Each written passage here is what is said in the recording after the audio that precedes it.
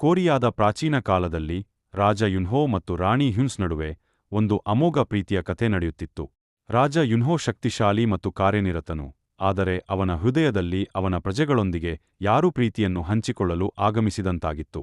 ಆದರೆ ರಾಣಿ ಹ್ಯುನ್ಸ್ ತನ್ನ ನಿಷ್ಕಳಂಕ ಮತ್ತು ಹೃದಯದ ದಯಾಳು ಶಕ್ತಿಯಿಂದ ರಾಜನನ್ನು ಎಚ್ಚರಿಸುವುದರಲ್ಲಿ ಯಶಸ್ವಿಯಾಗಿದ್ದಳು. ಒಂದು ದಿನ ರಾಜ ಮತ್ತು ರಾಣಿ ತಮ್ಮ ಹಳ್ಳಿ ಪ್ರವಾಸಕ್ಕೆ ತೆರಳಿದಾಗ ಅವರು ಕೇರ್ಸಿಯನ್ ನದಿಯ ತೀರದಲ್ಲಿ ಕಳೆದ ಸಮಯದಲ್ಲಿ ಮನಮೋಹಕವಾಗಿ ಮಾತಾಡಿದರು. ಅವನು ಹೇಳಿದನು, ನೀವು ನನ್ನ ಹೃದಯವನ್ನು ಹಿಡಿದಿದ್ದೀರಿ, ಆದರೆ ನನಗೆ ಹೋರಾಟವಿದೆಯೆಂದು ನನಗೆ ಗೊತ್ತಾಗುತ್ತಿಲ್ಲ. ರಾಣಿ ಸುಮಾ ನಗುಹಾರೆಯೊಂದಿಗೆ ಉತ್ತರಿಸಿದಳು, ನೀವು ಪ್ರೀತಿಯನ್ನು ಒಳಗೊಂಡಿದ್ದೀರಿ, ಅದು ಪ್ರಪಂಚವನ್ನು ಹೋಲುವಂತೆ ನಮಗೆ ದಾರಿ ತಲುಪಿಸುವುದು. ಆ ಸಮಯದಲ್ಲಿ ಕೊರಿಯಾದ ಪರಿಸರ ಮತ್ತು ಸಂಸ್ಕೃತಿಯ ಪ್ರಪಂಚದಲ್ಲಿ ಅವರು ಪ್ರೀತಿಯನ್ನು ಮತ್ತು ಪ್ರಣಯವನ್ನು ಹಂಚಿಕೊಂಡರು. ಇದು ತಮ್ಮ ಸರ್ಕಾರದ ಶಕ್ತಿ ಮತ್ತು ಪ್ರಜೆಯ ನಡುವೆ ಉತ್ತಮ ಸಂಬಂಧವನ್ನು ನಿರ್ಮಿಸಿತು. ಇದು ಕೊರಿಯನ್ ರಾಜಧಾನಿಯಲ್ಲಿ ಪ್ರೀತಿಯ ಶಕ್ತಿಯನ್ನು ಸ್ಮರಿಸುವ ಒಂದು ಕಥೆ.